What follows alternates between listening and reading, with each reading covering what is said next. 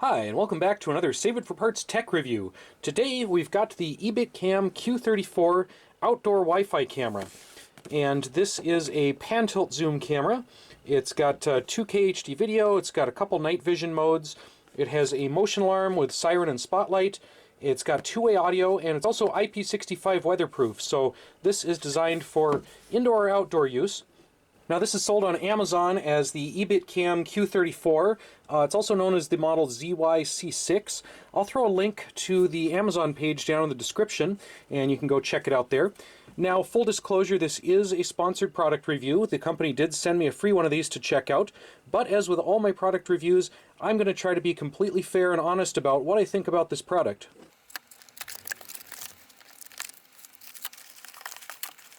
Alright, pretty basic contents of the box. We've got our camera unit, power supply, mounting hardware, mounting template, and a manual. Now you'll notice this is a hardwired camera, so there's no solar panel, there's no battery on board, and it's actually a USB connection here. So you would run this inside your house to your USB charger, or potentially to some kind of outdoor weatherproof USB outlet. As you can see, the camera unit has a couple antennas. It's got the motion ball here with the pan and tilt. And then under this little cover, which I do not have big enough fingernails for, we have a memory card slot and a reset button. So something that's not necessarily relevant to the review, but kind of interesting. I noticed as I pick this up, I'm kind of accidentally moving the pan and tilt mechanism. And if you look closely at the LEDs, as I move this tilt mechanism, the LEDs light up. So there seems to be a direct DC linkage between the motor, which is acting as a generator if I move it, and the LED lights. I don't know if that's exactly an intentional feature of this device, but kind of interesting that there's no blocking diode between the motor and the LEDs. So reading through the manual, I'm actually pretty impressed by the translation. A lot of these manuals for other products have kind of questionable English. This one they've actually done a pretty good job. It's all very straightforward, it makes sense. There are one or two funny little translations, but really, it's better than a lot of other manuals I've found for stuff like this. We're installing the Cloud Edge app as per the manual. Alright, we're going to go ahead and add a device. Please power on the device. Please reset the device by holding the reset button for 5 seconds. Wait for the indicator light to flash red.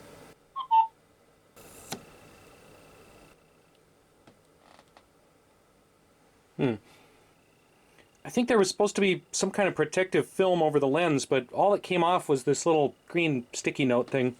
Yeah, I don't think the film actually made it on there during the packaging process. Okay, so next I have to show a QR code on the phone to the camera to let it know what network and password to use. Connecting. Please wait a moment. Alright, it looks like all of that worked. Alright, it's time to mount the camera, so we're going to use our adhesive template. Now, since I don't know where I want this camera to be permanently mounted, I've come up with this little clamp which will actually sit right on top of the flashing of my flat-roofed garage or house. So for now I can just hang it over the roof and kind of move it around and see where's the best spot for it, where do I want this permanently mounted. For example, I already have a camera on this corner of the house, but maybe I want to replace it with the Q34. Alright, well, I thought that was decently close to my router location, but as I've mentioned in some other videos, my house is kind of a Faraday cage, so it's kind of hard for signals to get through my thick, rebar-filled walls. We're going to have to move this a little bit closer to the router.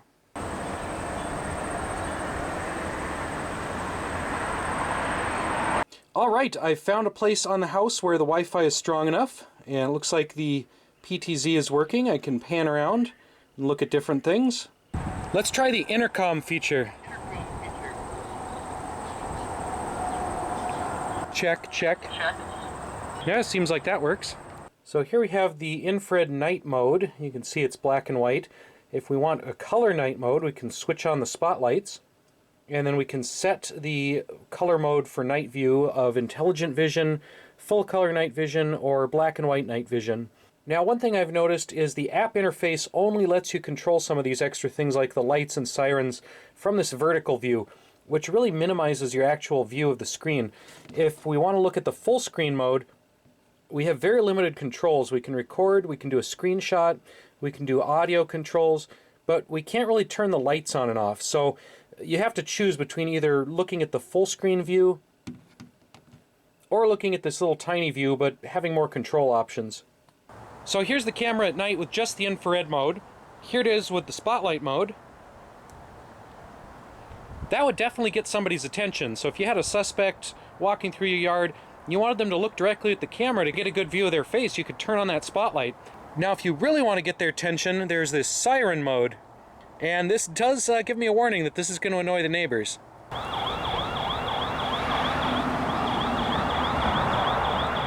Alright, so the siren by itself isn't actually all that loud.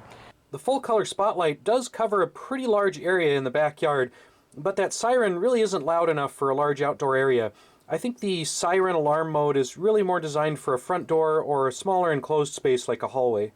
So in the settings you can turn this into a motion alarm with either an audio warning, the white light warning, or a combination of both.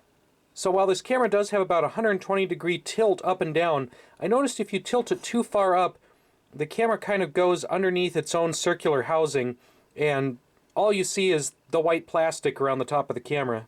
I've played around with recording onto the local device through the app, and you end up with a little album where your local recordings are stored.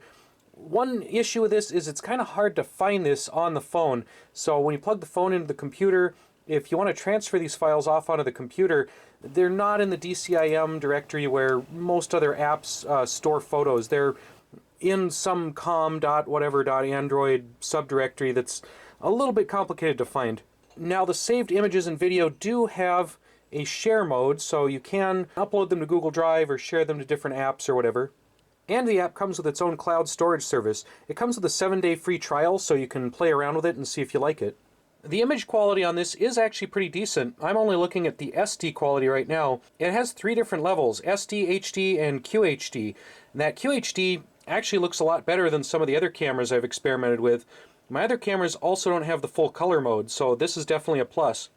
Here's a comparison of a similar view from the Q34 camera versus a generic security camera that I already had. You can see they're pretty similar, but the Q34's quality is a little bit higher than the generic security camera. So an outdoor camera has to be weatherproof, and this camera is rated IP65 for water resistance, and that seems to be working just fine. It's been raining all night, and the camera is still working. It's kind of wet, but you can still pan and tilt it around, and it seems to be doing just great. This Q34 camera has 3 different recording modes. You can record locally on the camera onto that SD card. You can record on the app as you're watching, either with the video recording or screenshot button, or you can record to their cloud service, which I've signed up for the 7-day free trial to see how that works. Now it's got this little timeline display here, which is pretty standard for a security camera system. You can scroll around the timeline and see what's been happening in your yard, see when the trash has been picked up, see if there are any critters running around, see if there are any people that you don't recognize wandering around your yard, things like that. So far, the cloud playback seems pretty straightforward and intuitive. Here are some night recordings, both with the infrared mode and the full color mode when the motion was triggered. I have my motion settings pretty high, so I think last night's rain is actually setting off the motion sensor here.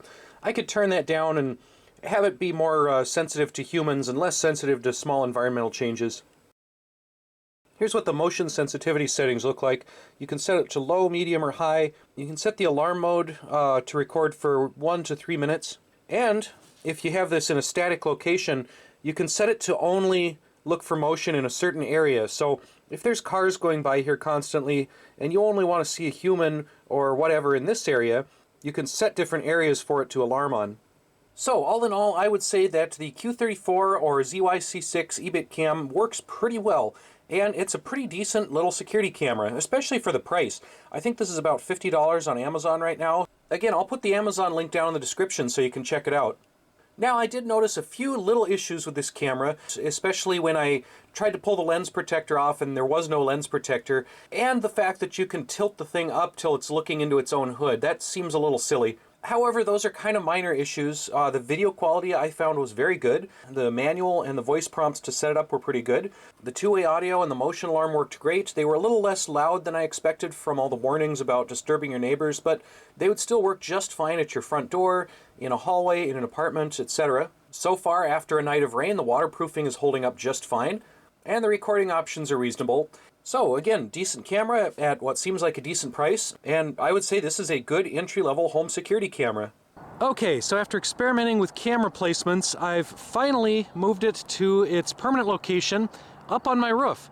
This way I can pan around and I can see a bunch of stuff around the house, and I thought that this was going to be a marginal spot because the Wi-Fi router is actually way over there and then down in the basement. So I wasn't sure if it was going to work here, but seems like it's working just fine. I hope everyone has found this a useful product review. Thanks for watching, and we'll see you next time.